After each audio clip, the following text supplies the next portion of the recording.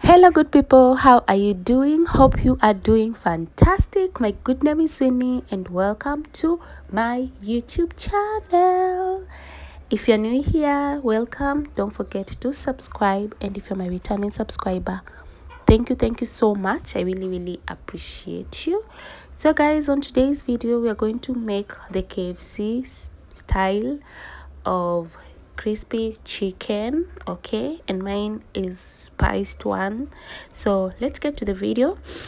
The ingredients are as follows. We have flour, we have eggs, one egg. We're going to use one egg. We're going to use water. We're going to use paprika over there, black pepper, curry powder, salt, and also soy sauce. So I already marinated my chicken, and yeah, now we are going to make the pastes. And yeah, so enjoy the video. Don't forget to like, comment, and tell me what you think, and also subscribe. Yes, okay, hope you enjoy the video.